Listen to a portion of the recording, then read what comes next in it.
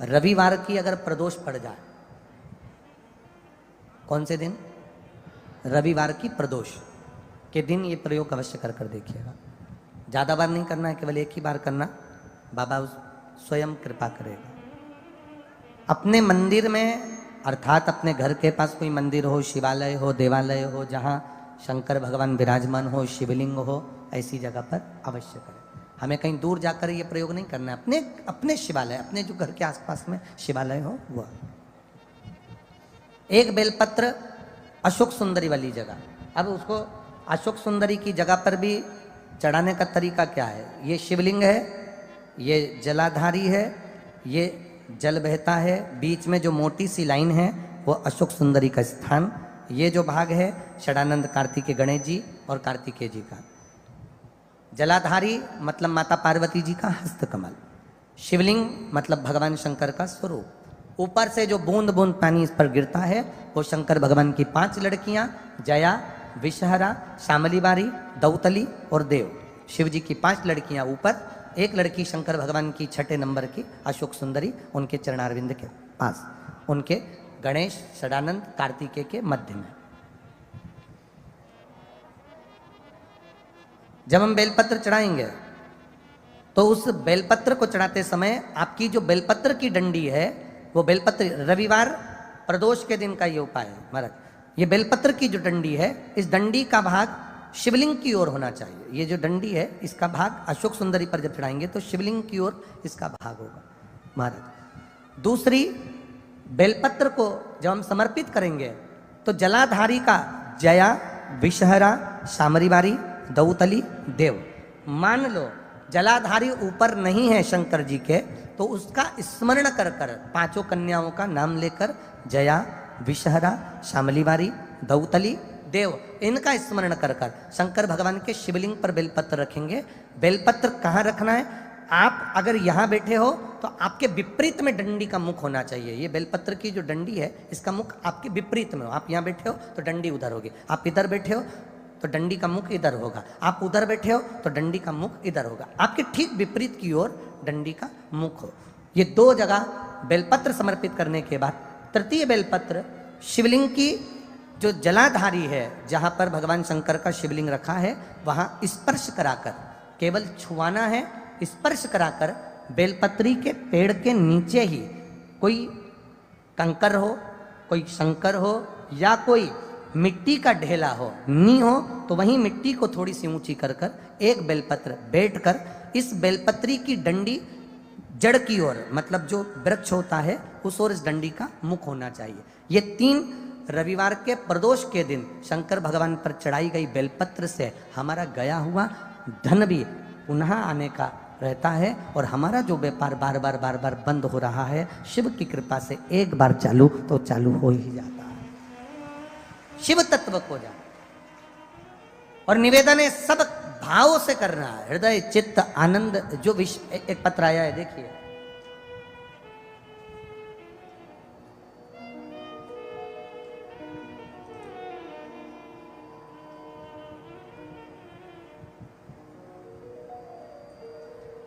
मैं सुशीला देवी भिवानी राजस्थान से आई हूँ।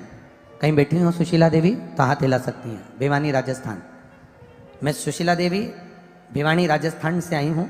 गुरुदेव, मैं बाबा का क्या वर्णन करूँ। मेरा लड़का सरकारी नौकरी की तैयारी कर रहा था पर उसका जॉब नहीं लग पा रहा था, तब मैंने आपकी पंच बेलपत्र का प्रयोग करवाया और पंच बेलपत्र वाला प्रयोग कराया तो बाबा की कृपा से, पशुपतिनाथ की कृपा से मेरे बेटे का सरकारी जॉब लग गया। इसलिए मैं बाबा को यहाँ प्रणाम करने के लिए आई हूँ। ये शिव तत्व है, वो घड़ी है। और ऐसे कई पत्र हैं जिन पत्रों में आप लोगों की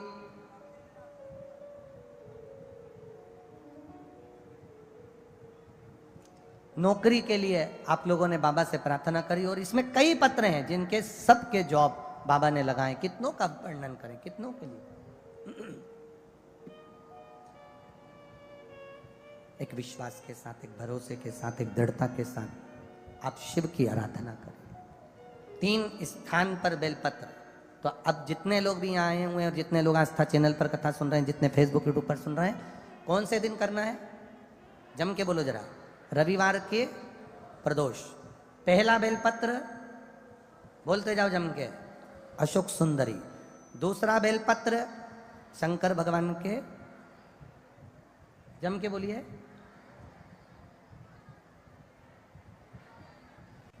जम के बोलो जरा। दूसरा बेलपत्र शिव लिंग के ऊपर 5 कन्याओं का स्मरण कर कर नाम बोलेंगे सभी। जया, विषहरा, श्यामली बारी, दौतली, देव, ये 5 कन्याओं का स्मरण करके शिवलिंग। तीसरा बेलपत्र जलाधारी, जहां शिवलिंग रखा हुआ है उस जलाधारी पर स्पर्श कराकर और वो बेलपत्र का भाग ले जाकर बेलपत्र के वृक्ष के नीचे। अब बेलपत्र के वृक्ष के नीचे ऐसा क्या होता है गुरुजी कि बेलपत्र के वृक्ष के नीचे भी बेलपत्र चढ़ाने का फल मिलता है? ऐसा है क्या? तो महाराज कूर्म पुराण अध्याय 23 कभी ध्यान से पढ़ना उसको, स्कंद पुराण को ध्यान से पढ़ना। कभी मौका मिल जाए तो गर्ग संहिता को स्मरण करिएगा और कभी मौका मिल जाए तो विष्णु पुराण, नारद पुराण का स्मरण करिएगा और कभी मौका मिल जाए अगर हो तो नरसिंह पुराण का भी स्मरण कर कर आप उसमें पढ़ेंगे कि बेलपत्र के पेड़ के नीचे एक बार भगवान नारायण ने लक्ष्मी को सेवा के लिए रोका है। एक बेलपत्र के वृक्ष के नीचे मां लक्ष्मी, मां सरस्वती, मां गायत्री, मां सावित्री, मां अंबा, जगदम्बा, जगद्धात्री, दुर्गा, सारी देवियां, सारे भैरव, सारी भैरवी, सारे देवता उस बेलपत्र के वृक्ष के नीचे रहते हैं। प्रदोष के दिन ये केवल एक सहजता बात नहीं है महाराज।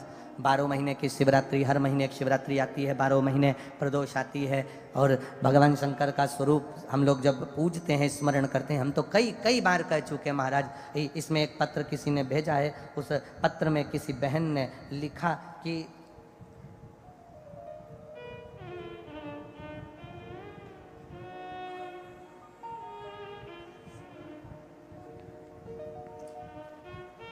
मेरा नाम पिंकी सोखिया है, मैं नगर भरतपुर से आई हूँ। ये पुष्टे पर उन्होंने लिख के भेजा है। लाई होंगी हवा करने के लिए, लिखा है पुष्टे पर। कहीं बैठी हो पिंकी सोखिया, मैं नगर भरतपुर से आई हूँ। कहीं बैठी हो तो अपने दोनों हाथ हिला सकती हैं, पिंकी सोखिया। इन्होंने पत्र में लिखा है, गुरुजी मैं क्या वर्णन करूं, आप व्यासपीठ से कह देते हो शंकर भगवान के उपाय, हम दिल से करते हैं ना। एक दुकान थी गुरुदेव, वो कभी नहीं चलती थी, बहुत दुखी थे। आज बाबा ने ऐसा हाथ पकड़ा कि पहले नंबर पर दुकान मेरी चल रही है और मैं बाबा को यहाँ प्रणाम करने आया। ये शिव तत्व है, यो घड़ी, ये त्रिकालदर्शी या कैलाशी या अविनाशी है। उसका किया गया भजन, उसका किया गया स्मरण, उसकी भक्ति हमें सुख प्रदान कर दे। अरे खाली न जाता कोई,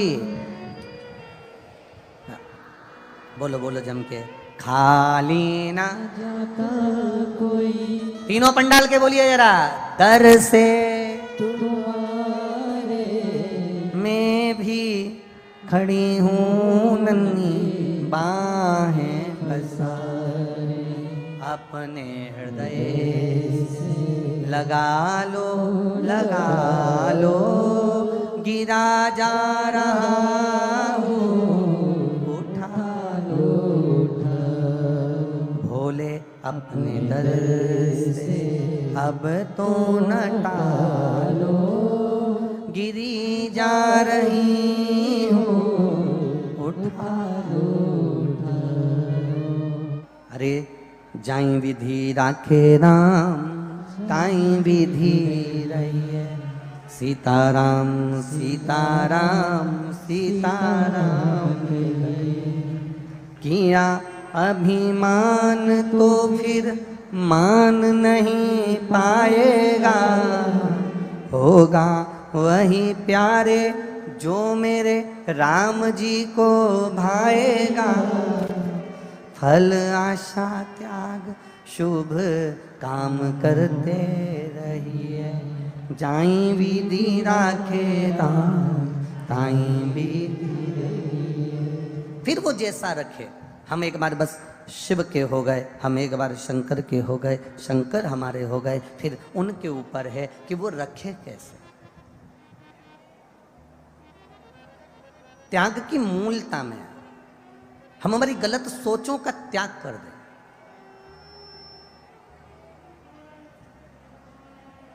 शिवजी ने सती माता का त्याग कर दिया था केवल एक झूठ के चक्कर में। एक विश्वास जागृत नहीं कर पाई माता सती ने विश्वास को जागृत नहीं करा, और एक झूठ माता सती ने कह दिया कि मैंने सीता जी की कोई परीक्षा नहीं ली, माता जानकी की मैंने कोई परीक्षा नहीं। आप अपने परिवार में रह रहे हो, आप अपने घर में रह रहे हो, आप अपने कुटुंब में, अपनी समाज में रह रहे हो, तो झूठ की जिंदगी मत जीना। दिखावट, बनावट, सजावट की जिंदगी से दूर हो जाओ। ये तीन जिंदगी मनुष्य को बर्बाद कर देती है। पहले नंबर पर है दिखावट। ज्यादा दिखावा मत करना, नहीं तो एक दिन कर्जे में लदालूम हो जाओगे। बनावट, अपनी बात को बनाकर मत बोलो, जो बोलना है सब सही बोलो।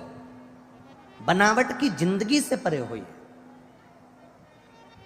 आज के जमाने में व्यक्ति बनावट की बात इतनी कर देता है, जब शादी संबंध करने जाते हैं तो इतनी बनावट की बात करेगा, साहब लड़का तो ऐसा है, लड़का तो वैसा है, लड़की तो ऐसी है, लड़की तो वैसी है, साहब उनके माता पिता तो ऐसे हैं, उनके मामा जी तो ऐसे हैं, उनके काका जी तो ऐसे हैं, उनके रिश्तेदार तो ऐसे हैं। ये बनावट की बातें हमारे सनातन धर्म के लिए श्रेष्ठ नहीं है। दिखावट, बनावट और तीसरे नंबर पर सजावट, ये श्रेष्ठ नहीं है। अपनी श्रेष्ठ जिंदगी जीने के लिए हमें दिखावे की जिंदगी से बाहर निकलना पड़ेगा। आज के जमाने में व्यक्ति इतना दिखावा करना चाहता है, मेरे पास तो गाड़ी है, मेरे पास तो बंगला है, मेरे पास तो ये है, मेरे पास तो वो है। ये दिखावे की जिंदगी से आप परे हो जाओ, दिखावे की जिंदगी से आप बाहर हो जाओ।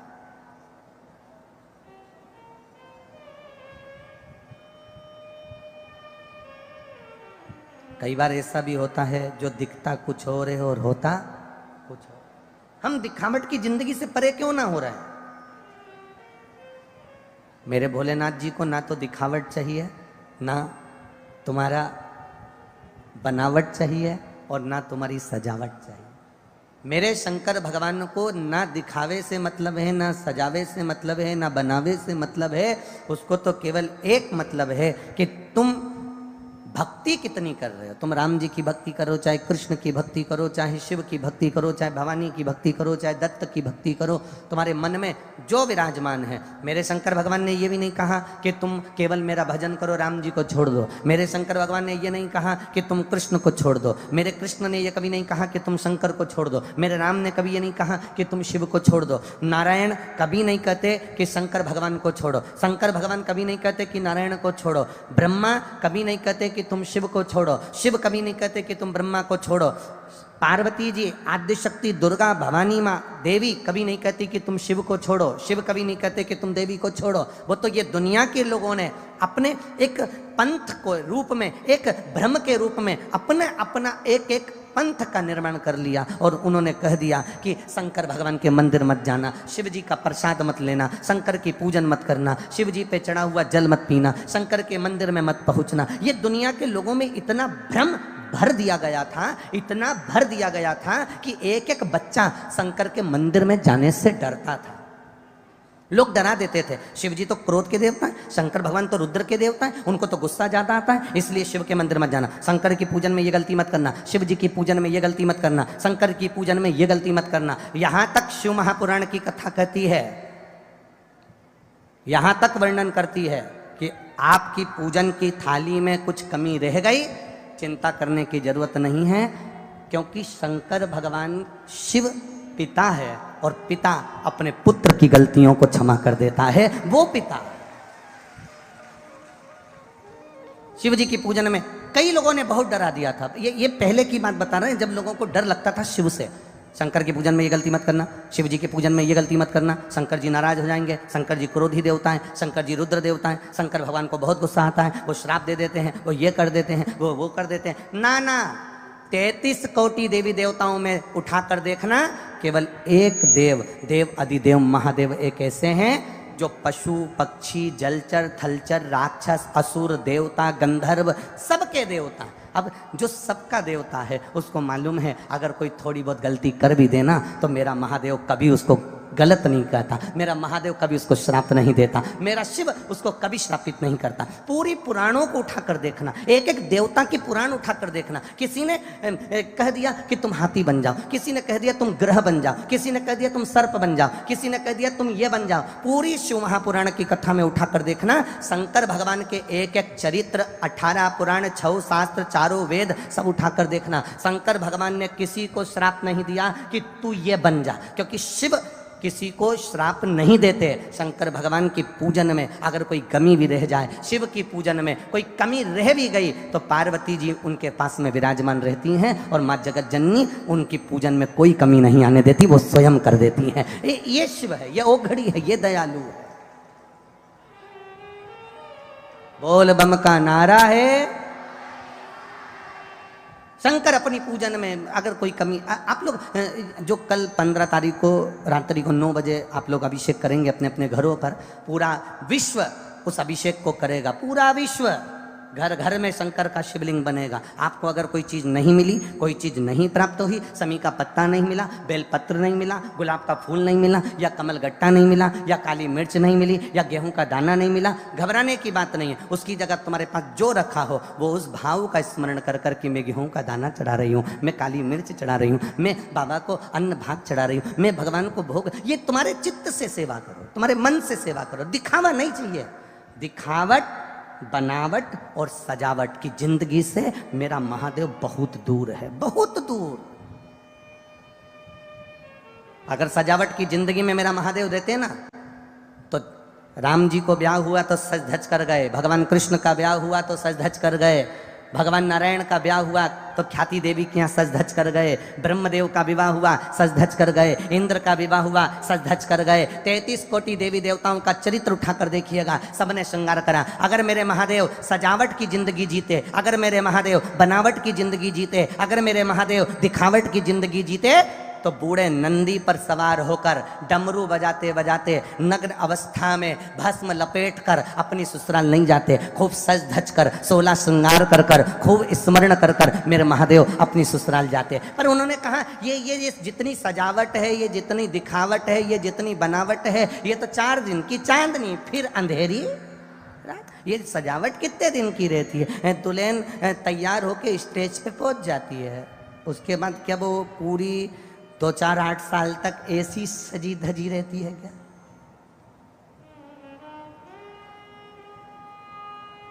उतनी डिजाइन में रहेगी क्या वो?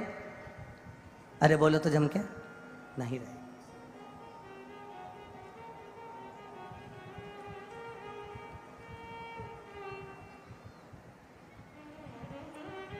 वो उतनी सजी धजी नहीं रहेगी, पर शिव कथा कहती है कि दुल्हन दुल्हन ही रहती है। दुल्हन, बोलो बोलो जम के, दुल्हन ही रहती है।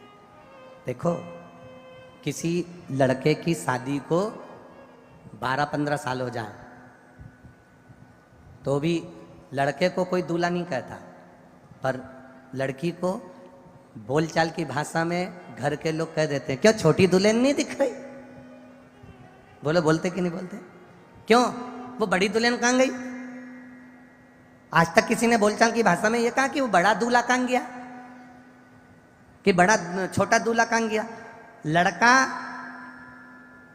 एक बार दूल्हा बनने के बाद उसके बाद उसको दूल्हा कोई नहीं कहता, पर दुल्हन जो 16 श्रृंगार करने वाली है, जो अपना घर त्याग कर, अपने पिता की देहली त्याग कर अपने पति की देहली पर पांव रखती है ना, वो जिंदगी भर के लिए दुल्हन बन जाती है। उसको कहा जाता है छोटी दुल्हन कहाँ है, बड़ी दुल्हन कहाँ है, छोटी दुल्हन को बुला दो, बड़ी दुल्हन को बुला दो। वो दुल्हन आखिरी तक भी, भले वो 70 साल की हो गई, 60 साल की हो गई, तो भी उसके घर के बुजुर्ग लोग 50 साल की होने के बाद भी कहे कि छोटी दुल्हन का है, छोटी दुल्हन का है, बड़ी दुल्हन का है। दुल्हन दुल्हन रहती है।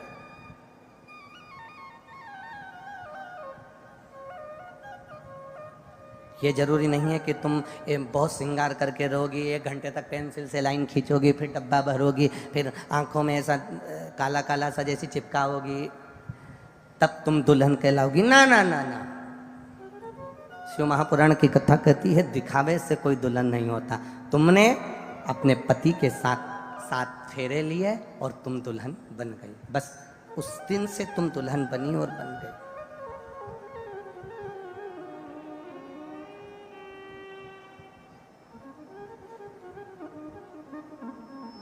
अब आपको भ्रम में नहीं जीना, दिखावट से परे मेरा शिव।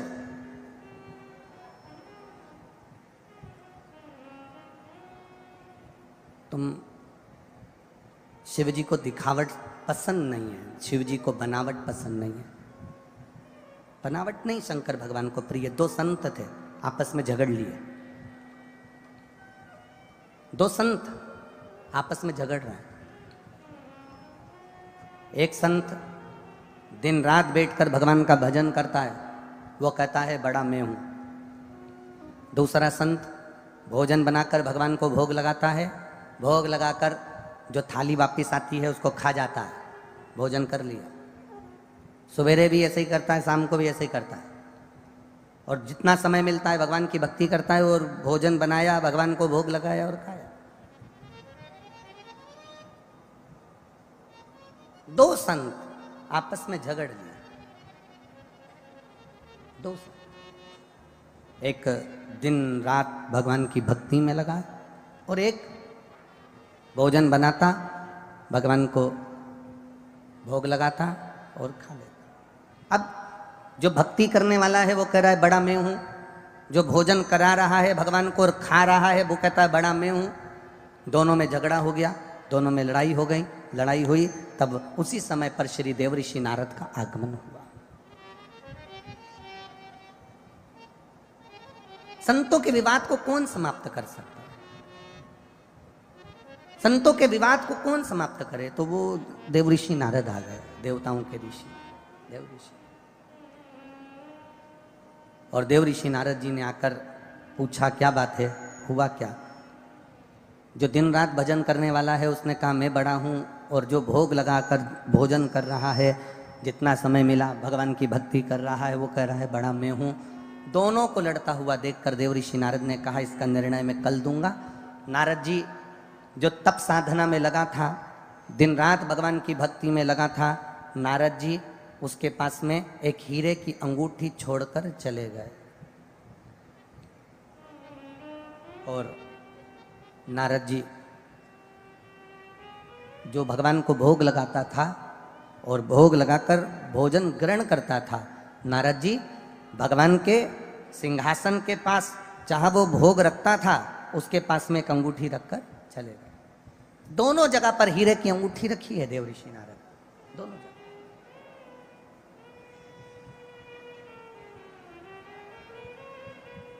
और दोनों जगह हीरे की अंगूठी रखकर देव ऋषि नारद चले गए। समय आया, जैसे ही भक्ति करने वाले ने अपने नेत्र खोले, सामने हीरे की अंगूठी रखी थी, उसने हीरे की अंगूठी उठाकर अपने आसन के नीचे रख ली। और भोग लगाने वाले ने भोजन तैयार करा, और भोजन तैयार करके भगवान को जब भोग लगाने गया तो उसको हीरे की अंगूठी पड़ी हुई दिखी। उस स्थान के पास में हीरे की अंगूठी पड़ी दिखी तो उसने उसको पड़ा रहने दिया, भगवान को भोग लगाया, भोग लगाकर थाली लाया, पेट भर कर खाया। उसके मन में आया मेरा महादेव बड़ी कृपा करने वाला है, जब सवेरे और शाम दोनों समय मेरे को भर पेट भोजन दे रहा है, तो मैं इस हीरे की अंगूठी का करूंगा तो करूंगा क्या, पड़ी रहने दी।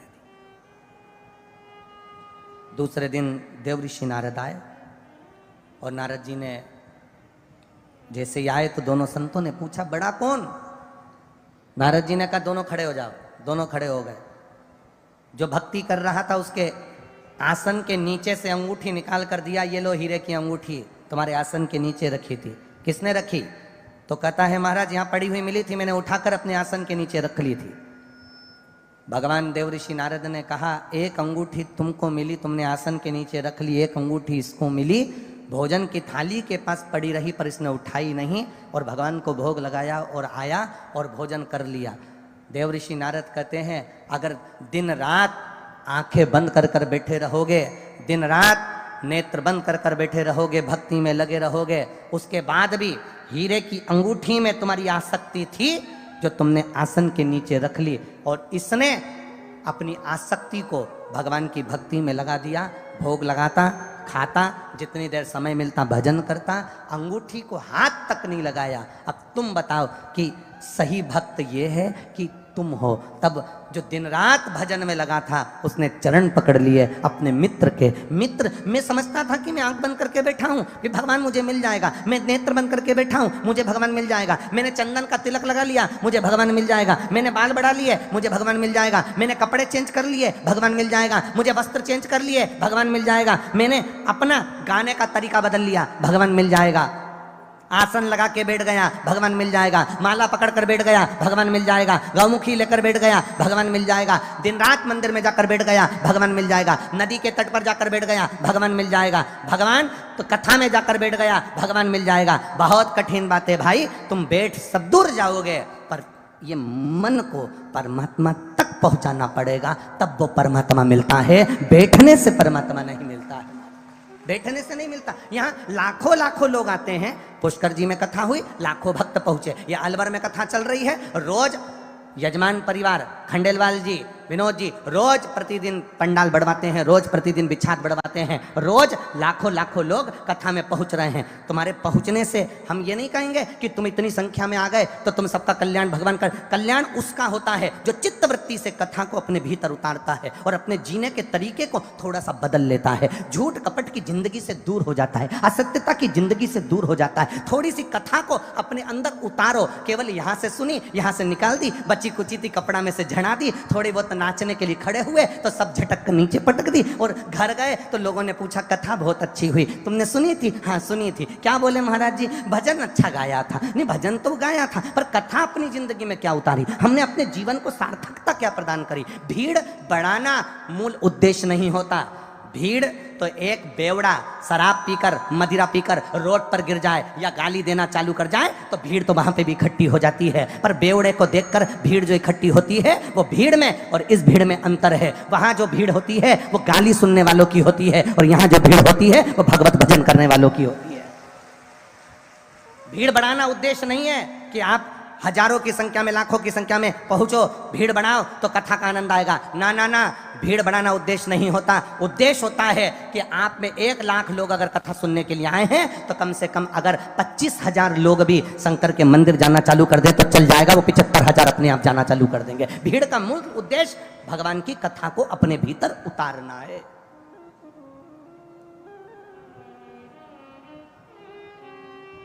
दिखावे की जिंदगी से दूर हो जाओ भाई। हो दिखावट मेरे शंकर भगवान को नहीं प्रिय है। अपने दिल से जुड़ो। एक पत्र आया है, देखिए।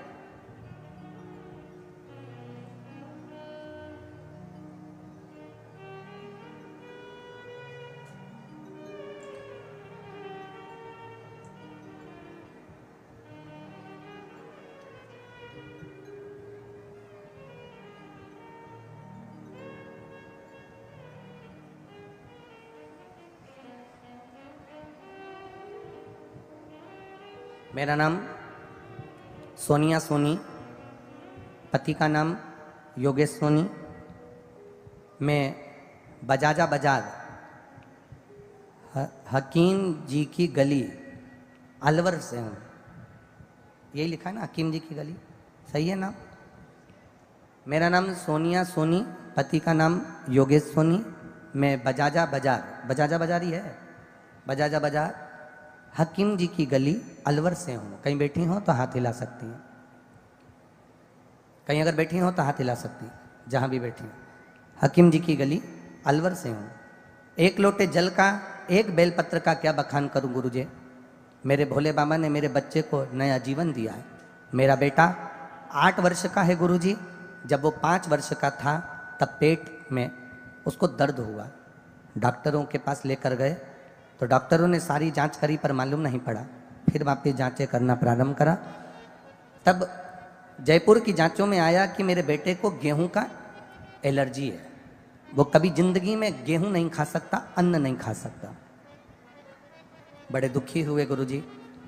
ट्रीटमेंट चलता रहा, इलाज चलता रहा, पर वो ठीक नहीं हुआ। गुरुदेव बाद में किसी के कहने पर आपकी कथा सुनना प्रारंभ करा और 2 बार पशुपतिनाथ का व्रत किया। 3 साल तक मेरे बेटे ने बहुत दवाइयाँ खाई पर उसको आराम नहीं मिला। गुरुजी मेरा बेटा रोता था कि मैं कभी अन्न नहीं खा पाऊंगा, मैं क्या कभी भोजन नहीं कर पाऊंगा, रोता था। डॉक्टरों ने कहा था ये दवाई उसकी जिंदगी भर चलेगी क्योंकि इसको अन्न की एलर्जी है। तभी मैंने अपने बेटे को और मैंने पशुपतिनाथ का व्रत का स्मरण किया और बेटे को रोज मंदिर लेकर जाती, शंकर जी पे जल चढ़वाती, बेटे को उसी मंदिर में जल पिलवा देती। गुरुदेव लोग कहते हैं, सियोर वाला महाराज कहता है तो दुनिया के लोग टोटका समझ कर करते हैं, हम टोटका नहीं गुरुदेव आपकी वाणी का मार्गदर्शन समझ कर करते हैं। और शिव जी पे चढ़ा हुआ जल मैंने अपने बेटे को दिया, बेलपत्री खाने को दी। आज बाबा की कृपा से मेरा बेटा पूर्ण तरह से ठीक है और भोजन करना चालू कर दिया। और डॉक्टर भी आश्चर्य में है कि जिसको जिंदगी भर अन्न छोड़ना था उसने भोजन कैसे चालू कर दिया। ये शिव तत्व है, ये उगरदानी है, ये त्रिकालदर्शी, ये कैलाशी, ये अविनाशी, ये आया है। शिव तत्व की प्राप्ति है, इसमें अवघड़ी है।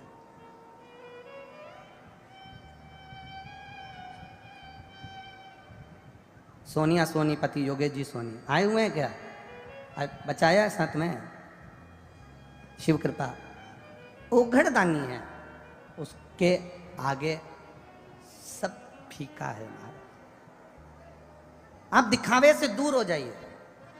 बैठो मां, बैठो, बैठ जाओ, बैठ जाओ, भी बैठ जाओ। दिखावे से दूर हो जाओ। आप जितना दिखावे से दूर हो गए उतना शिव के करीब हो गए, उतना करीब। दिखावट, बनावट, बनावटी बातों से कभी शंकर प्रिय नहीं लगे। कई लोग ऐसे हैं शिव जी के मंदिर जाते हैं और बनावटी बातों में लग जाते हैं। मैं भगवान शंकर की आराधना करता हूं, शिव तांडव स्तोत्र का पाठ करता हूं, रुद्राष्टाध्यायी मुझे कंठस्थ पड़ा हुआ है।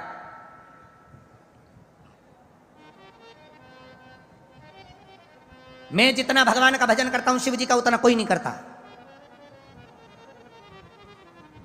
जिस समय मेरे राम जी ने समुद्र के तट पर रामेश्वर धाम की स्थापना करी थी, लंका में बैठा हुआ रावण इसी तरह से शब्द कह रहा था, राम क्या शिव की पूजन करेगा, राम क्या शंकर भगवान की पूजन करेगा। जो पूजन मैंने करी है, जो पूजन मैं कर सकता हूं, जो आराधना मैं कर सकता हूं, वो लंकाधिपति रावण नहीं कर, रावण करे वो राम नहीं कर सकते। जो मैंने करी है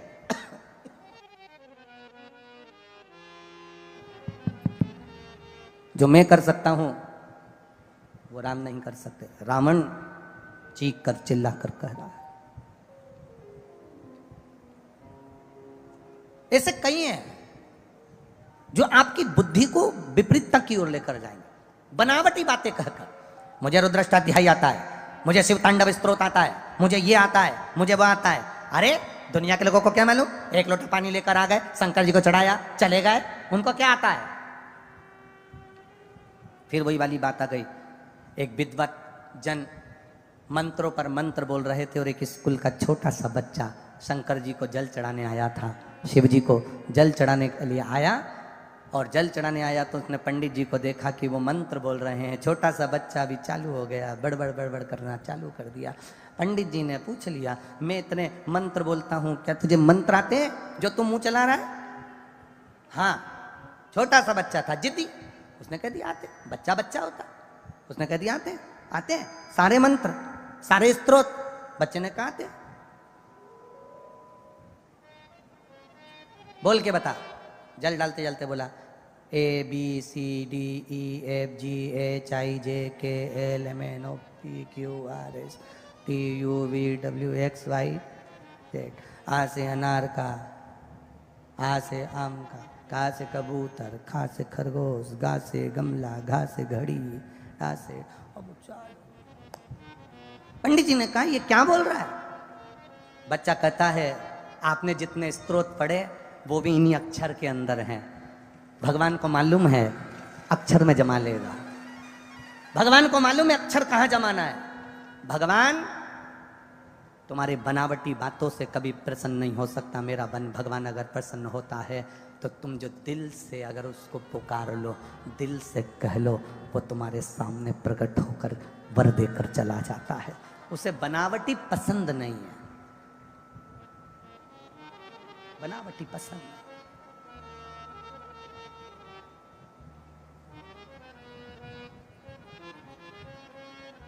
कल शिवरात्रि रहेगी, प्रदोष के बाद में शिवरात्रि रात्रि को 8 बजकर कुछ मिनट पर लग जाएगी, इसलिए अभिषेक भी रात्रि को 9 बजे का रखा।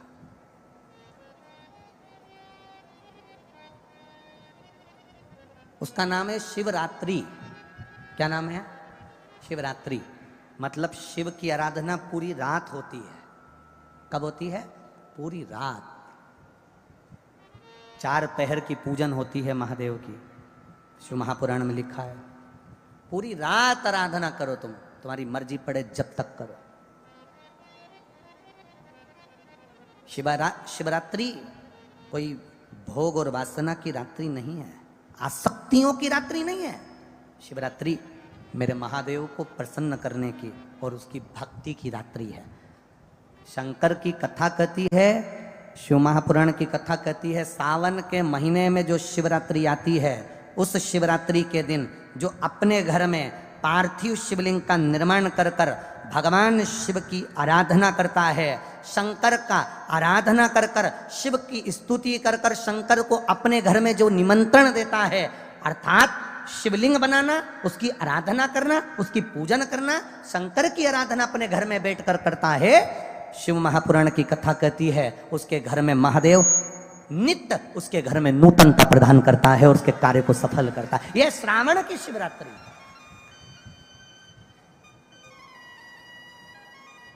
करो रात्रि में भजन उसका, करो रात्रि में स्मरण उसका।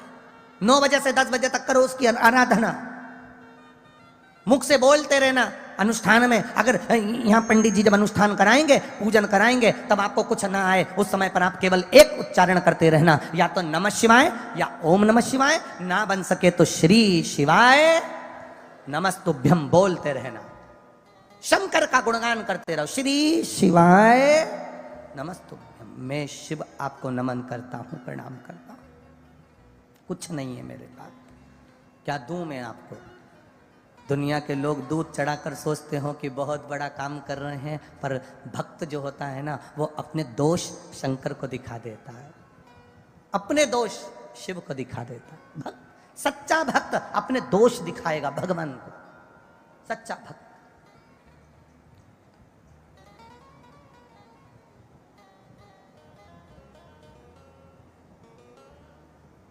तेरी पूजा में दूध ले आई, उसे बछड़ा भी झूठा कराए। तेरी पूजा में जल ले आई, उसे मछली भी झूठा कराए। तेरी पूजा में फूल ले आई, उसे भंवरा भी झूठा कराए। तेरी पूजा में मिठाई ले आई, उसे चींटी भी झूठा कराए। दूध कैसे चढ़ाऊं भोले कैसे ले जाऊं महादेवा, भोले कैसे करूं तेरी से। अपने दोष गिनाओ, अपने अवगुण गिनाओ।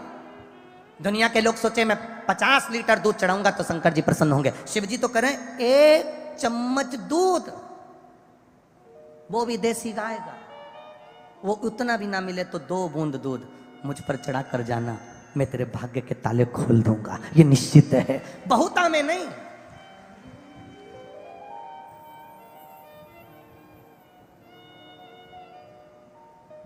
एक बार एक डॉक्टर साहब, बड़े बड़े विद्वान डॉक्टर, बड़े विद्वान,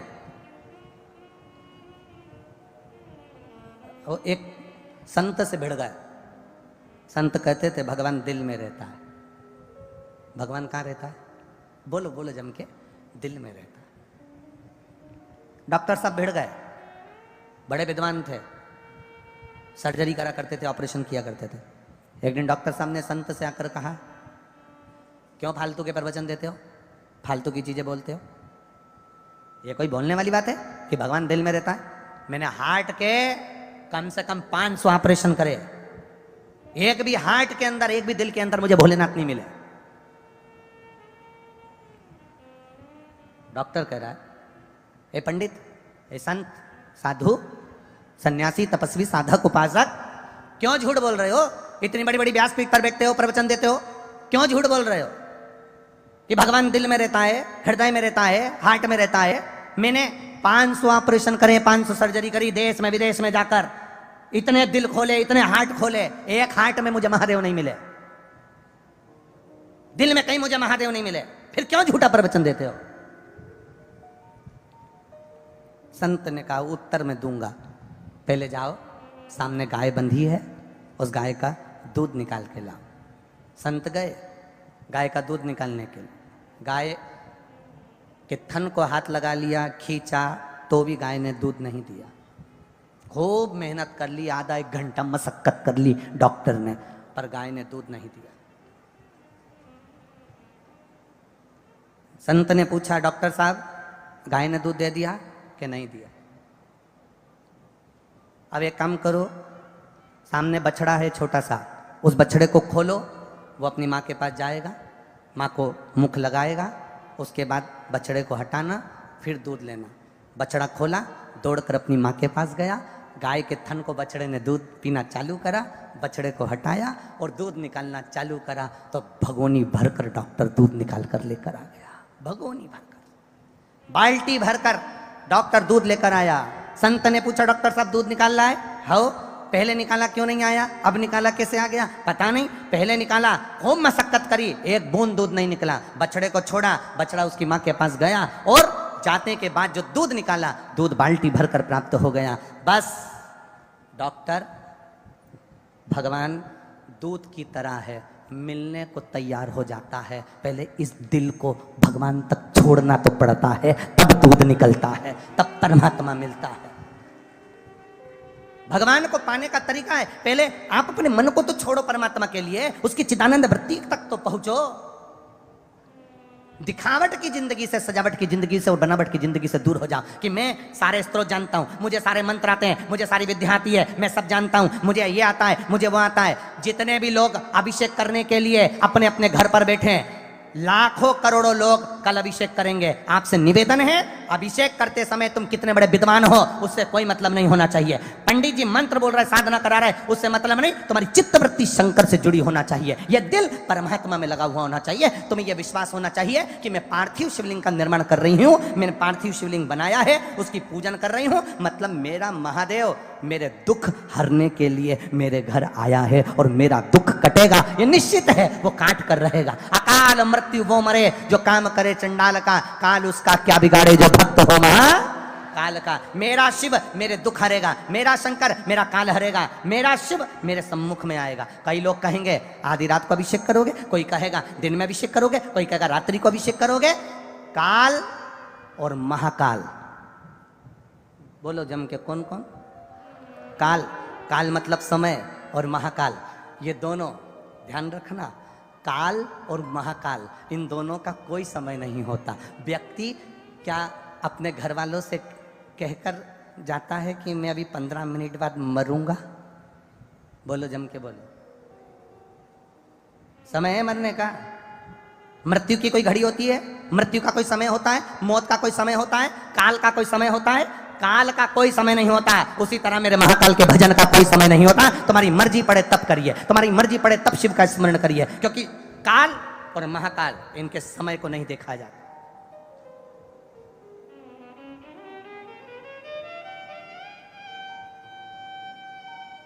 कब कौन सी बीमारी तुम्हारे सामने आ जाए, कब कौन सा दुख तुम्हारे सामने आ जाए, कब कौन सी तकलीफ तुम्हारे सामने आ जाए, उसकी कोई समय सीमा नहीं है।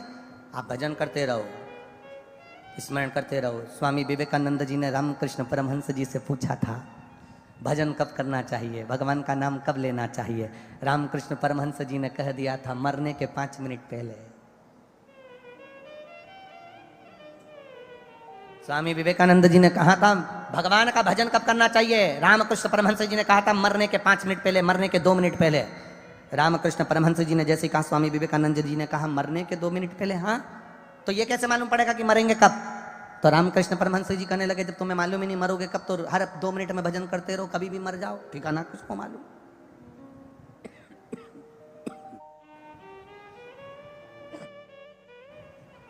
करो शिव का भजन।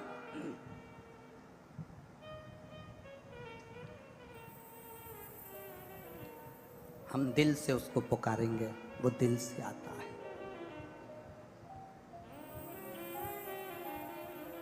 दिल से।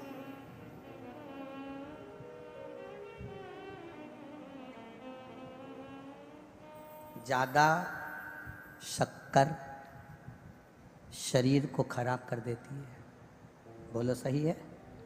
अरे बोलो तो जम के, सही है। ज्यादा शक्कर शरीर को खराब कर देती है और ज्यादा शक हमारी पूरी जिंदगी को खराब कर देता है। ज्यादा शक्कर खाओगे तो शरीर बेकार हो जाएगा और ज्यादा शक की जिंदगी में जियोगे।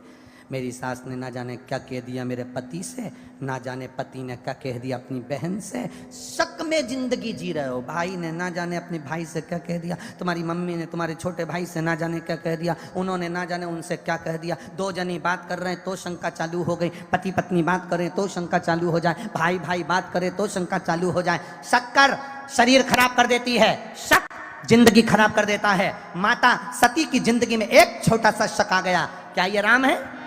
सती की जिंदगी में एक छोटा सा शक आया, क्या ये राम है, ये परमात्मा है, ये नारायण है जो अपनी पत्नी के लिए रो रहा है। बस जरा सी शक सती माता ने करी और शक ने पूरा परिवार नष्ट कर दिया। जरा सा शक माता सती ने करा था, भगवान भोलेनाथ के वचन पर शक कर लिया कि क्या ये नारायण है जो रो रहे हैं, ये राम जी अपनी पत्नी के लिए रो रहे हैं, ये भगवान है। जरा सा शक करा, जरा सा शक करा और पूरा परिवार बर्बाद हो गया। पूरा सती मैया जलकर भस्म हो गई, भोलेनाथ तप साधना में लीन हो गए, सब अलग अलग हो गए, सब कुछ नष्ट हो गया। जरा सा शक हमारी पूरी जिंदगी को, पूरे परिवार को, पूरे कुटुंब को, पूरे हमारी समाज को पूरा बर्बाद कर देता है। एक शक की जिंदगी मनुष्य को बर्बाद की ओर लेकर चली जाती है। कई लोगों के मन में शक आ जाता है, शंकर जी को जल चढ़ाएंगे तो ऐसा हो गया, तो शक में आ जाओ, बिल्कुल मत चढ़ाओ। कोई कहे रात्रि को शंकर जी का अभिषेक करेंगे, पूजन करेंगे, शक में बिल्कुल मत अभिषेक करो। शक नहीं हो तो करना, शक है बिल्कुल मत करना। मंदिर भी जाना तो शक से परे होकर जाना। मैं शंकर जी के मंदिर जाऊंगी, किसी ने कुछ कह दिया तो शक में जा रहे हो।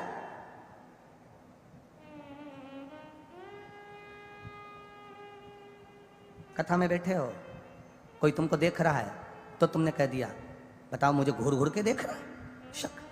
जब तू कथा में गई तो तेरा ध्यान कथा में होना चाहिए, तू उसको देखी काहे को, कौन तुझे घूर कर देख रहा है। शक जीवन नष्ट कर देता है। शक्कर वो कितनी बड़ी बात की। वो एक गरीब आदमी शक्कर के लिए कंट्रोल की दुकान के चक्कर लगाता है। कंट्रोल जानते ना? अरे बोलो तो जम के, जानते हो सरकारी सामान की दुकान जो होती है, आटा चाल शक्कर। गरीब आदमी शक्कर के लिए कंट्रोल की दुकान के चक्कर लगाता है, कंट्रोल के चक्कर लगाता है। और अमीर आदमी शुगर को कंट्रोल करने के लिए डॉक्टर के चक्कर लगाता है। दोनों में बहुत अंतर, बहुत अंतर, दोनों में बहुत अंतर। एक शक्कर खाने के लिए कंट्रोल की दुकान जा रहा है और दूसरा शक्कर को पचाने के लिए डॉक्टर के पास जा रहा है। कंट्रोल करना, कंट्रोल। शंका से दूर हो जाओ, दूर। कई लोग होते हैं, एक बुजुर्ग व्यक्ति रेल में सफ़र कर रहा था, ट्रेन में जा रहा था, बेचारा सीधा साधा था। कुछ पढ़े लिखे लड़के ट्रेन में चढ़ गए। चढ़ते से लड़कों ने विचार करा, यहाँ लिखा है चेन खींचने पर 1 साल की सजा या 2000 रुपये जुर्माना, क्या करना है? अपन ने तो आज तक खींच के नहीं देखी ट्रेन की चेन। तो दूसरा बोला खींच लो, क्या जा रहा है? तो 2000 रुपये कहाँ से आएंगे? चारों मित्रों ने कहा 500 इकट्ठे करो, 2000 दे देंगे। चारों ने 500 इकट्ठे करके जेब में रखे, चेन खींच दी। टीसी आए, उतनी देर में एक बोला, एक काम करना, अगर टीसी पूछे कि चेन किसने खींची तो ये डोकरे का नाम लगा देना, ये बूढ़े व्यक्ति का नाम लगा। चेन खींची, टीसी आया, पुलिस वाला आया और उन्होंने पूछा चेन किसने खींची? चारों लड़कों ने कहा ये बुढ़े आदमी ने खींची, ये डोकरे ने खींची, ये बुढ़े बुजुर्ग ने खींची। डोकरे से पूछा बुढ़े आदमी से, तुमने चेन खींची? हाँ। क्यों चेन खींची? इन चारों ने मेरे 2000 रुपये ले लिए। तुम कैसे कह सकते हो कि तुम्हारे 2000 रुपये लिया? ये काली शर्ट वाला है ना, इसके ऊपर वाली जेब में 2000 रुपये रखे, तुम देख लो, 500 के 4 नोट है। टीसी ने पुलिस वाले से कहा निकाल, इसकी जेब में से निकाल जरा। और जो जेब में से निकाले तो 500 के नोट टीसी ने निकाल के बूढ़े आदमी को हाथ जोड़कर कहा क्षमा मांगते हैं। और पुलिस वाले से कहा इनके दे 2-4 दरके ले चल चारों। बताओ, ट्रेन में चोरी।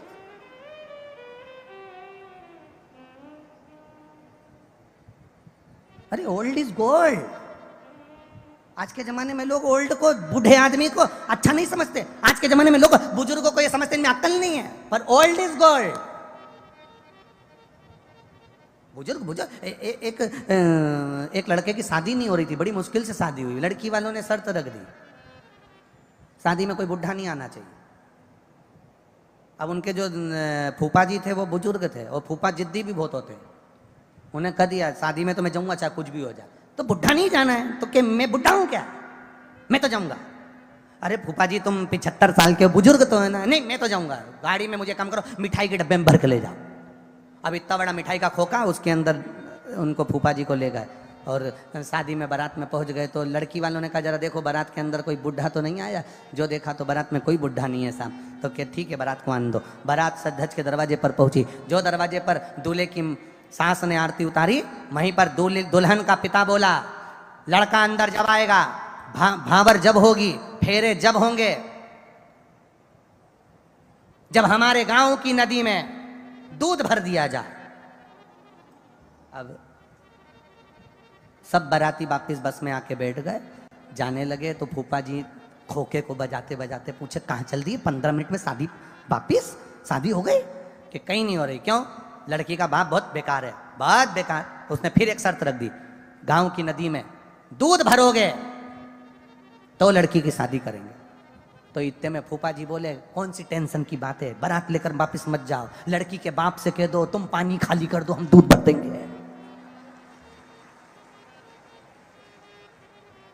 लड़की के बाप से कह दो तुम पानी खाली करो, हम दूध भर देंगे।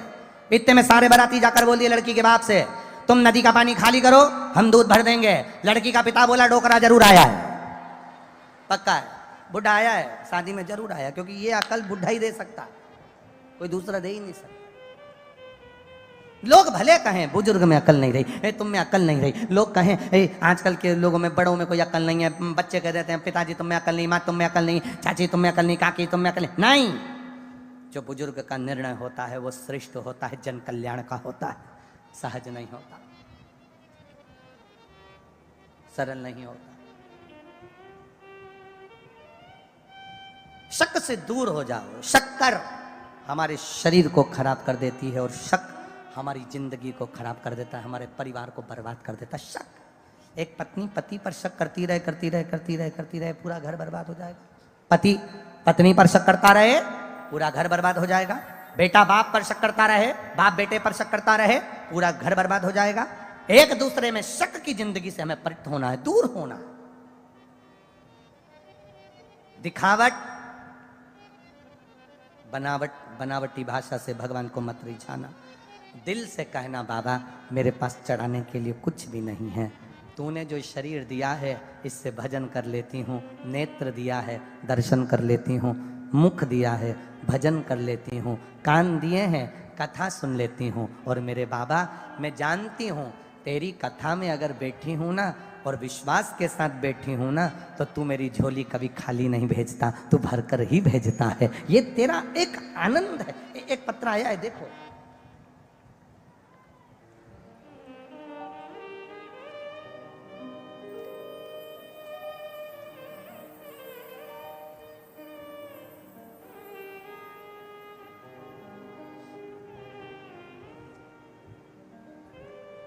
मेरा नाम मनोरमा दिनेश शर्मा है।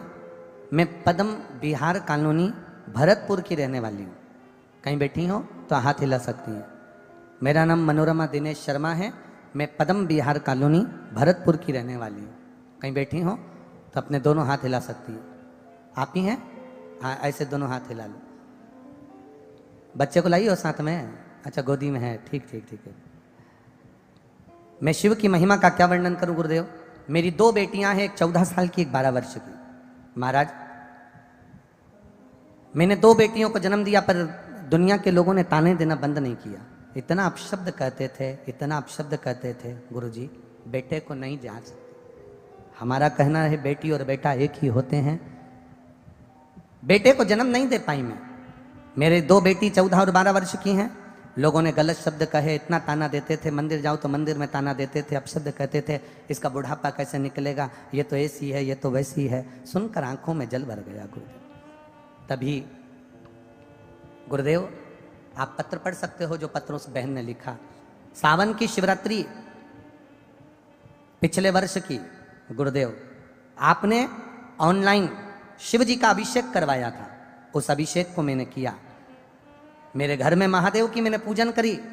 आपने कहा था 1 बेलपत्र उठा लेना और जो मांगो बाबा से वो देता जरूर है। बाबा 1 बेलपत्र रखी और बाबा से प्रार्थना करी कि मेरे घर में 2 बेटी 1 बेटा जरूर देना। शिव की कृपा का क्या वर्णन करूं गुरुदेव। बस अभिषेक पूर्ण हुआ, उसके 20 दिन निकले, गर्भ ठहरा। बाबा की कृपा से 3:33 पर 31 तारीख को एक बेटे ने जन्म लिया और बाबा की कृपा से मैं उसको यहाँ प्रणाम करने के लिए लेकर आई। उस बच्चे को थोड़ा सा ऊंचा कर दो, क्योंकि भीड़ ज्यादा है ना, यहाँ तक लाने में उसको समय लगेगा। ऊंचा कर दो थोड़ा सा। हाँ जी, हर हर महादेव।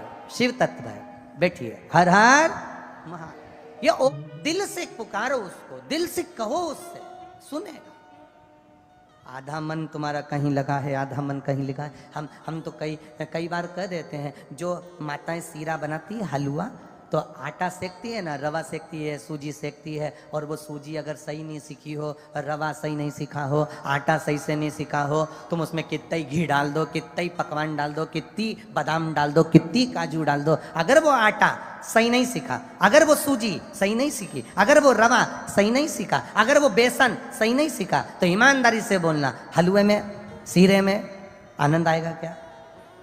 स्वाद आएगा क्या? नहीं आएगा। सीरे के लिए आटा सबसे अच्छा सिखा होना चाहिए, रवा सिखा होना चाहिए। इसमें घी से मतलब नहीं है, इसमें बादाम काजू से मतलब नहीं है। अगर आटा अच्छे से सीख गया, सूजी अच्छे से सीख गई, रवा अच्छे से सीख गया, बेसन अच्छे से सीख गया, तो पक्का उस हलवे में, उस सीरे में स्वाद आएगा। उसी तरह आप भी भगवान की भक्ति में अच्छे से रम गए तो तुम जो करोगे परमात्मा आपको ला कर देगा। ये निश्चितता है।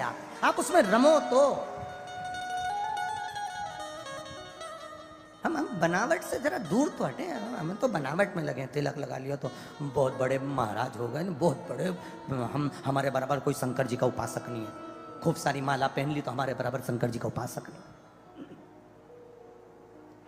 कपड़े चेंज कर लिए तो हमारे बराबर कोई शंकर का उपासक नहीं। ना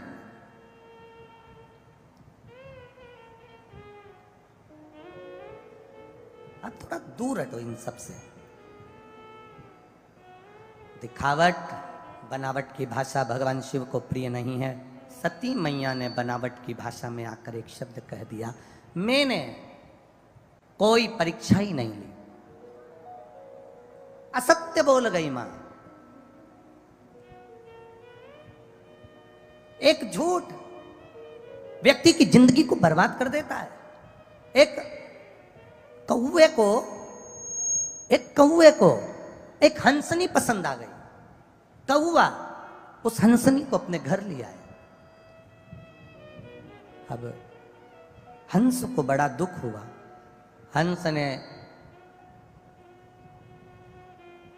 थाने में जाके रिपोर्ट कर दी, मेरी हंसनी को कौवा ले गया, मुझे मेरी हंसनी दिलवा।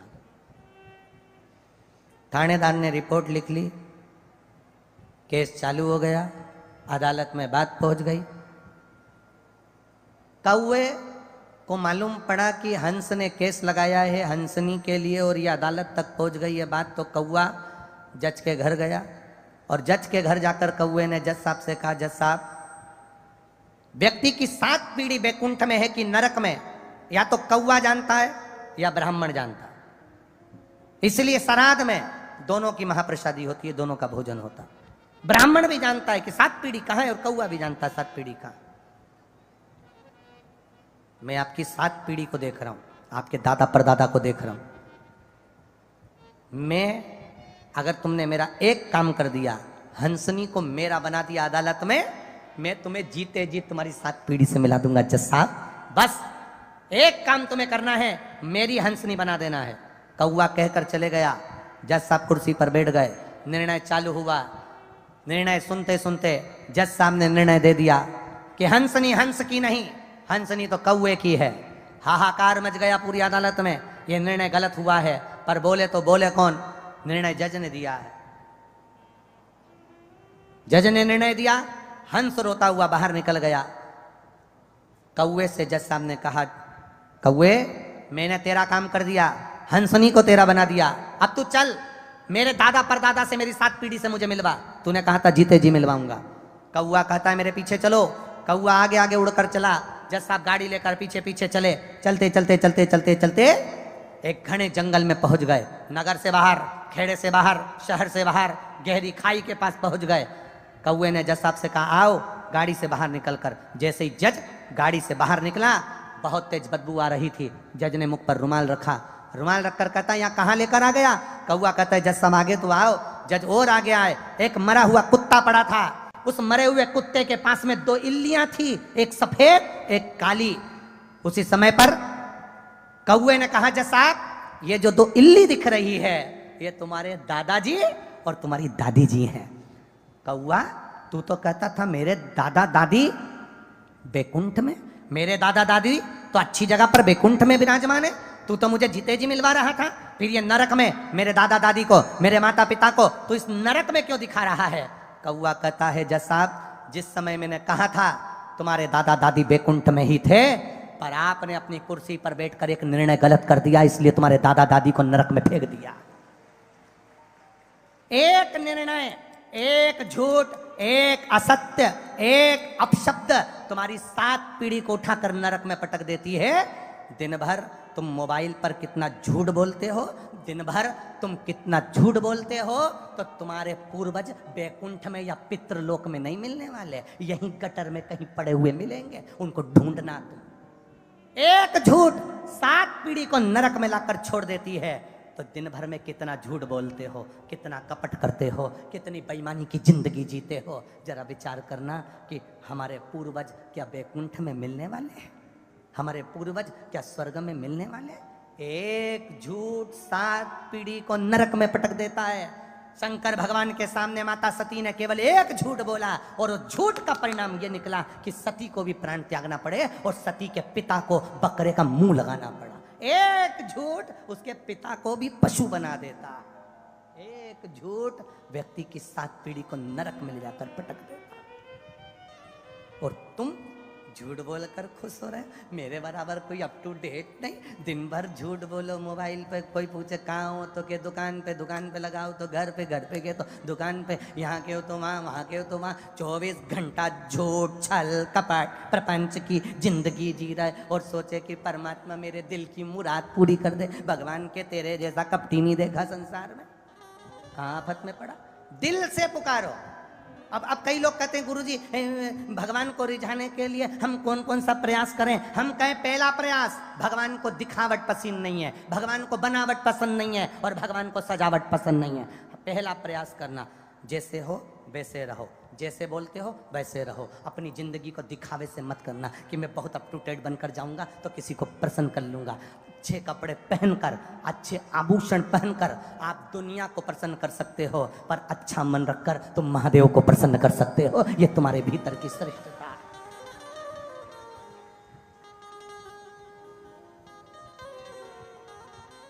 हम परमात्मा को प्रसन्न करने का प्रयास तो करें। अभी अभी कल अभिषेक होगा, कल रात्रि को 9 बजे से 10 बजे तक हम अभिषेक करेंगे। सब अपने अपने घर में पार्थिव शिवलिंग का निर्माण करेंगे। कई ऐसे भी होंगे जिनके भीतर शंका का समाधान नहीं हो पाएगा। करें ना करें, क्या करा जाए? रात्रि का अभिषेक करेंगे ना करेंगे, शिवरात्रि का अभिषेक करें कि ना करें, ऐसा तो नहीं वैसा तो नहीं। तुम अपनी, और कई लोग आपको भड़काने का काम करेंगे कि कैसे भी अभिषेक ना हो, ना करें, और आप उनके कहने में आकर अपनी जिंदगी को फिर 1 साल के लिए पीछे धकल दोगे। फिर मौका ये सावन की शिवरात्रि का नहीं मिल पाएगा, फिर अधूरे रह जाओगे और वो इंतजार तुम्हारा बना के बना रह जाए। करो उसकी प्रार्थना। दिखावट की जिंदगी से दूर हो जा।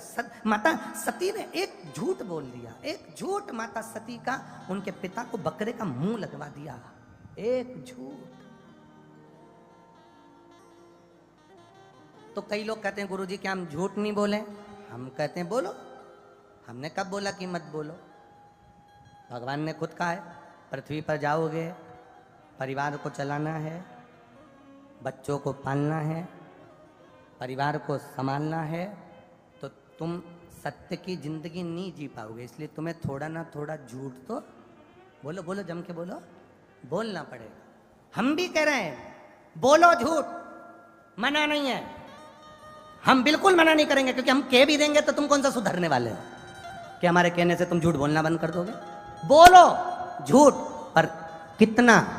जैसे आटे में नमक डाला जाता है, इतना सारा आटा, उसमें इतना सा नमक, स्वाद के बराबर। झूठ बोलो पर दिन भर नहीं, 24 घंटे नहीं, आटे में नमक के बराबर बोलोगे तो रोटी भी पच जाएगी और तुम्हारा जीवन भी संवर जाएगा। थोड़ा सा झूठ बोलो। कहां बोलो? अगर पक्का झूठ बोलना है तो कोई कसाई गाय को काट रहा है, कोई कसाई गौ माता को लेकर जा रहा है, कोई कसाई गाय को काटने लेकर जा रहा है, तब झूठ बोल दो ये गाय मेरी है और छुड़ा लो। वो झूठ तुम्हारी 7 पीढ़ी को तार देगा, वो झूठ तुम्हारी जिंदगी को सार्थक कर देगा। कोई बेटी के साथ दुराचार हो रहा है, कोई बेटी के साथ अत्याचार हो रहा है, उस जगह पर खड़े होकर के दो ये बेटी मेरी है, मेरी पुत्री है, उस बेटी को बचा लो, वो तुम्हारी 7 पीढ़ी को तार देगा। झूठ बोलने के भी स्थान है, कहां कहां पर झूठ बोला जाता है, उस स्थान का प्रयोग करो। मंदिर में बैठकर झूठ नहीं बोलना, शिव की कथा में बैठकर कभी झूठ मत बोलना। जो बोलो दिल से बोलो, अपने मन से। ये शिव पुराण में कई लोग कहते हैं गुरुजी कहाँ से बोलते हैं, क्या बोलते हैं, क्या वर्णन करते हैं। हम उनसे एक ही बात कहते हैं, ये गीता प्रेस गोरखपुर की शिव महापुराण की पोथी तुम सबके पास में है, जहाँ से बोल रहे हैं आप सबको मालूम है, आप उसका स्मरण करिए। वो दूसरे होंगे जो कहते हैं और अपने ऊपर अमल नहीं करते। हमारा प्रयास रहता है पहले हमारे खुद के ऊपर हम अमल करें, उसके बाद कहा जाए। आप अपने ऊपर पहले प्रैक्टिकल कर देखो, तब जीवन का आनंद होगा। होता है, एक महाराज जी प्रवचन दे रहे थे, प्रवचन में कह रहे थे शराब नहीं पीना चाहिए, ये गंदा नाली का पानी है, मत पियो, बर्बाद हो जाओगे, गटर में पड़े मिलोगे, नाली में पड़े मिलोगे, इसका त्याग कर दो, मत पियो। महाराज जी प्रवचन में बोल रहे थे, उसमें एक महाराज का पहचान वाला बैठा था, उठ के खड़ा हो गया। खड़े होते से ही बोला, वो महाराज तो इतनी बड़ी बड़ी बात कह रहा है, तेरा सग्गा भाई पी के तो गटर में पड़ा है, तो इतनी बड़ी बड़ी बात कह रहा है, तेरा सग्गा भाई पी के नाली में पड़ा हुआ है, तू हमको ज्ञान दे रहा है, तेरे भाई को ज्ञान क्यों नहीं देता? महाराज प्रवचन दे रहे थे, प्रवचन देते देते महाराज बोले, भैया देखो मैं प्रवचन दे रहा हूं और मैंने कहा शराब मत पियो, गटर में पड़े रहोगे, नाली में पड़े रहोगे, गंदा पानी है। मैं भी प्रवचन दे रहा हूं, मेरा भाई भी प्रवचन दे रहा है, मैं मुख से समझा रहा हूं, मेरा भाई प्रैक्टिकल करके दिखा रहा है। अगर जिसको मेरी वाणी से ना समझ में आए, मेरे भाई को गटर में पड़ा हुआ देखना, नाली में पड़ा हुआ देखना, और उसको देखकर समझ जाना कि हम गलत तो नहीं कर रहे हैं। अपनी जिंदगी को सार्थक होकर जियो, अपने जीवन को आनंद के साथ जियो, अपने जीवन को आनंद के पल के साथ जियो। झूठ बोलो, मना नहीं, तुम थोड़ा बहुत बोलोगे तो चल जाएगा, ज्यादा बोलोगे तो फिर तो वो आफत की बात है। घर चलाना है तो झूठ थोड़ा बहुत तो तुम्हें बोलना पड़ेगा। हम कह भी दें कि नहीं बोलोगे, तुम मानने वाले हो? ये झूठ के चक्कर में तो ना जाने कितने स्वर्ग और नरक चले गए। एक पत्नी अपने पति से रोज पूछती थी, मैं कैसी लग रही, मैं कैसी लग रही। पति रोज बेचारा कह देता था, तू तो एकदम जोरदार लग रही, बहुत सुंदर, तेरे बराबर तो सारी हीरोइन फेल, तू देवलोक की अप्सरा लग रही। वो रोज सुबह से नहाए धोए तैयार हो और अपने पति से पूछ ले मैं कैसी लग रही। कभी इधर पिन लगा के पूछे, कभी इधर पिन लगा के पूछे, कभी रोज पूछे मैं कैसी लग रही। वो इतना विद्वान व्यक्ति था, इतना विद्वान, उसकी लोग पूजन करते थे, उसको नमन करते थे, और वही विद्वान व्यक्ति नरक में पड़ा था। मोहल्ले के लोगों ने देखा हम स्वर्ग में और हमारे यहाँ का विद्वान व्यक्ति नरक में। पूछा, विद्वान जी आप नरक कैसे पहुंच गए, आप तो इतने बड़े ज्ञानी थे, आप दुनिया को प्रवचन देते थे, आप नरक कैसे पहुंच गए? इतने में विद्वान व्यक्ति की आंख से आंसू बह गए, ये मेरी पत्नी के कारण नरक जा रहा हूं। तो पत्नी ने ऐसा क्या कर दिया जो तुम नरक जा रहे? वो रोज सुबह से तैयार होकर मुझसे पूछती थी मैं कैसी लग रही, और मुझे रोज झूठ बोलना पड़ता था कि तू हीरोइन लग रही है। वो नहीं लगती थी तो भी कहना पड़ता था। तो मेरी माताओं से निवेदन है, तुम अपने पति को स्वर्ग भेजने का प्रयास करना, नरक नहीं। पूछना ही मत एक बार भी कि तुम कैसी लग रही। और पतियों से भी निवेदन है, बेचारा सत्य तो बोल नहीं सकता। अगर एक बार उसने सच बोल दिया ना, तुमने पूछा कैसी लग रही और वो कह दिया ऐसी लग रही जैसे हरी घास में भैंस चल रही, तो बेचारे को 4 दिन तक खाना नहीं मिलेगा। तो सत्य तो बोल नहीं सकता, झूठ बोलना ही पड़ेगा उसको, कैसे एडजस्ट करना ही पड़ेगा। अरे मत बुरे कर्म कर बंदे वरना पछताएगा, भगवान की आंखों से तू बच नहीं पाएगा, तू बच नहीं पाएगा। अरे ओ अज्ञानी मत करना नानी, अरे ओ अज्ञानी मत करना नानी। तेरे कर्म का फल भी तो ही पाएगा, जैसा किया तूने तेरे आगे आएगा। मत बुरे कर्म कर बंदे वरना पछताएगा, भगवान की आंखों से तू बच नहीं पाएगा, तू बच नहीं पाएगा। बस अपनी जिंदगी को संवारने का प्रयास करना, दिखावट, बनावट और सजावट से दूर रहना। महाराज सज कर, मकान को सजाकर, घर को सजाकर, अपने आप को सजाकर आप दुनिया को रिझा सकते हो, पर परमात्मा को नहीं। सती मैया ने, सब जा रहे हैं यज्ञ में, जिस यज्ञ को करने से पहले सभा लगी, शिवजी पहुँचे, शंकर भगवान उठकर अपने ससुर को प्रणाम नहीं करे तो ससुर को क्रोध आ गया और उन्होंने श्राप दे दिया, हे शिव मैं तुम्हें श्राप देता हूँ कि तुम शमशान में निवास करोगे। भोलेनाथ जी शमशान में रहने लगे।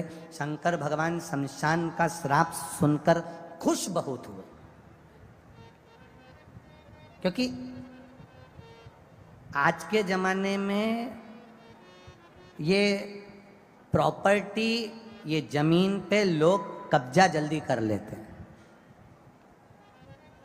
बहुत जल्दी कब्जा कर। इसलिए दक्ष प्रजापति समझदार थे, उन्होंने अपने जमाई को प्लाट दिलाया, जमीन दिलाई, तो ऐसी जगह दिलाई जहां कोई जिंदगी भर कब्जा नहीं करेगा।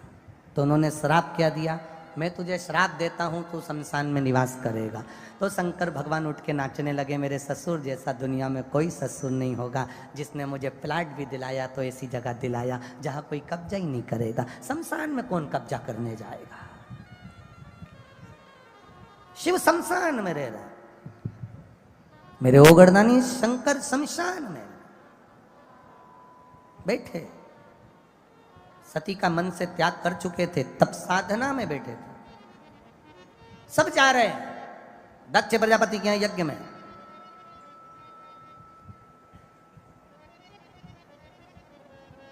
दुनिया के लोगों की बहुत बुरी आदत है, रिश्तेदारों को मालूम है कि इसकी इससे नहीं बनती और इसके यहाँ पत्रिका नहीं आई, तो जान करके फोन लगा के पूछेंगे, चाची जी आप वो भेरू सिंह क्या जाओगी क्या? अब चाची का मन, एक तो लड़ाई उससे और ऊपर से मुझसे, नहीं हमारे यहाँ पत्रिका नहीं है। इतने में फिर किसी का फोन आ गया, क्यों मासी जी, रिश्तेदारों की आदत है, जब तक ये खरोचे नहीं तब तक इन्हें सुख मिले नहीं, तुम मां जाओगी क्या? फिर किसी ने फोन करके बोला, क्यों तुम्हारे तो रिश्तेदार कथा करा रहे हैं, तुम्हें आगे नहीं बिठाया? फिर खरोचा। हमारी जरा 4-6 महीने से अच्छी बन नहीं रही थी, इसलिए उन्होंने हमको आगे नहीं बिठाया।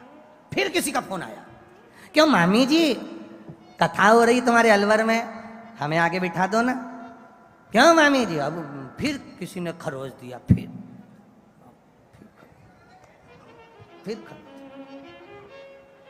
अरे महाराज, शिव महापुराण की कथा कह रही है, आगे और पीछे के चक्कर में मत रहना। जहाँ तुमको जगह मिल जाए, कंकर शंकर की धरा में बैठकर शिव पुराण सुनना, भूमि को मस्तक पर तिलक लगाकर चली जाना और झोली पसार कर प्रणाम कर कर जाना कि ये झोली भर देना, भर देगा। आगे और पीछे से मतलब नहीं होता। कहाँ बैठकर कथा सुन रहे हो उससे मतलब नहीं है, तुम्हारा चित्त कथा में कितना लगा है मतलब उससे है, तुम्हारा मन कितना कथा में लगा है मतलब उससे है। तुम भगवान से जो निवेदन करने आई हो, इतनी दूर दूर से 500-700 हजार रुपए खर्च कर कर, ऑटो कर कर, गाड़ी कर कर, किराया लगा कर यहां पहुंची हो, ऐसे ही नहीं पहुंची हो, तुम दिल से बाबा से प्रार्थना करने के लिए पहुंचे, दिल से कह कर जाओ। कहां बैठे उससे मतलब मत रखो।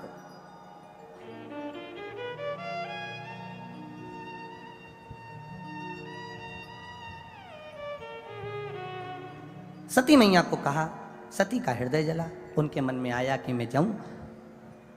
शिव जी से कहा मुझे जाना है, भोलेनाथ ने समझाया मत जाओ, क्या करोगी जाकर अपने पिता के यहाँ? उन्होंने नहीं बुलाया, नहीं मानी, चली गई यज्ञशाला में कूद कर अपने प्राणों को त्याग दिया।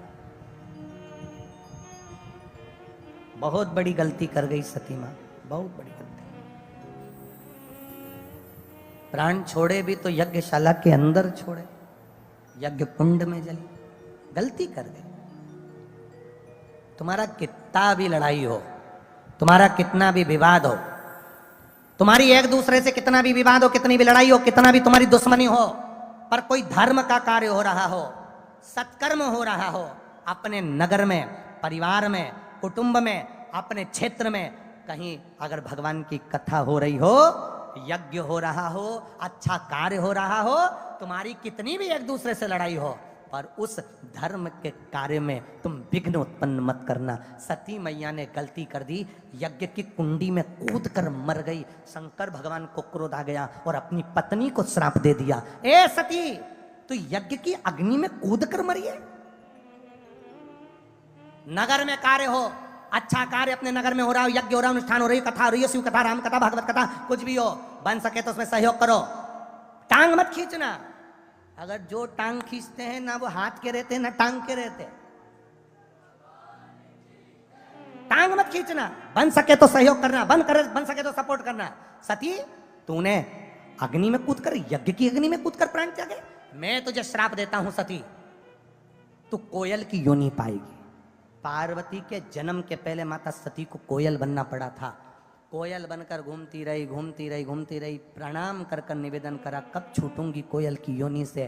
कहा जब 2 आषाढ़ पड़ेंगे, आषाढ़ का अधिक मास पड़ेगा, 2 आषाढ़ पड़ेंगे, तब कोकिला व्रत होगा, उस कोकिला व्रत में तू कोयल की योनि से छूटेगी, तब तू पार्वती की योनि में जाएगी और तब मुझे पाएगी। ये जन्म का कोई वृतांत साधारण है?